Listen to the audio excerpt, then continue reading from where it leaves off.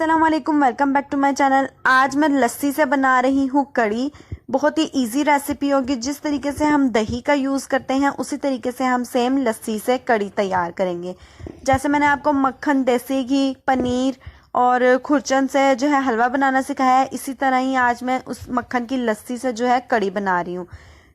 यहाँ पे मैंने 4 टेबलस्पून मैदा लिया है, उसको छान के हमने अच्छे से शामिल करना है और फिर हमने क्या करना है, इसको अच्छे से मिक्स कर लेना है। इसके साथ ही फिर हम इसमें स्पाइसेस शामिल कर लेंगे। यहाँ पे मैं प्याज लूँगी, प्याज को अच्छे से मैंने चॉप कर लिया था। 2 हरी मिर्चें इसी तरह साबुत शामिल कर देंगे, नमक, पिसी हुई लाल मिर्चें और हल्दी थोड़ी सी ज़्यादा जाती है क्योंकि येलो कलर हमें अच्छा सा चाहिए होता है। 1 टेबलस्पून यहाँ पे मैंने अदरक लहसुन का पेस्ट लिया है। अब हमने विस्कर की मदद से जो है इसको अच्छे से मिक्स कर लेना है कि तमाम मसाले और कड़ी जो है हमारी अच्छे से मिक्स हो जाए। और इसमें 1 लीटर पानी शामिल करके जो है मैंने इसको चूल्हे पे रख दिया और मिक्स करते हुए जब तक उबाल ना आए तब तक इसमें चम्मच चलाते रहना है।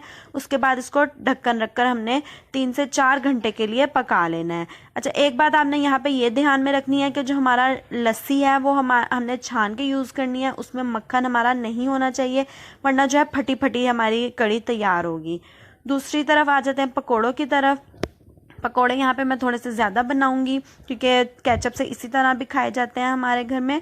यहाँ पे मैंने बेसन लिया है, प्याज, नमक, पिसी हुई मिर्चें और हल्दी और 1 टीस्पून यहाँ पे मैंने लिया है बेकिंग सोडा या मीठा सोडा जिसे कहते हैं पकोड़ों को राइस करने के लिए। और हरा धनिया भी इसमें आप शामिल कर लें।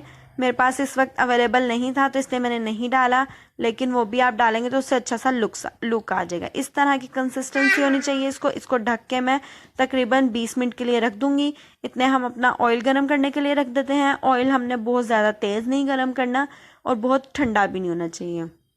इस तरीके से पकोड़े डालते जाएंगे और हमने मीडियम फ्लेम पे जो है पकोड़ों को फ्राई करना है ताकि ये अंदर से भी पक जाएं और इसमें गुठली ना बने। इस तरीके से जब हमारे पकोड़े तैयार होने लगे एक साइड से, फिर हमने इसको टर्न करते रहना है और इस तरीके से हमने इसको कलर चेंज दिलवा लेना है, गोल्डन सा कलर दिलवाना है। उसके बाद इसको निकाल के रख दें और साथ साथ ही इसको हम अपनी तैयार गर्मा गर्म कड़ी में शामिल करते रहेंगे। कड़ी की थिकनेस तक आपने जो है इसको तैयार कर लेना है। फिर हमने इसमें पकोड़े डाल देने हैं और उसी ऑयल में मैंने क्या करा है कि धनिया जो है, साबुत धनिया, उसको मैं कढ़ा लूँगी। इसको मैं जो है कलर दिलवा लूँगी, ब्लैक कलर के कड़ी में डलते हैं। उसके ऊपर कड़ी के ऊपर तड़का लगाएंगे और खूबसूरत सी हमारी कड़ी जो है वो तैयार हो गई। वाइट उबले हुए चावलों के साथ आप इसको सर्व करेंगे।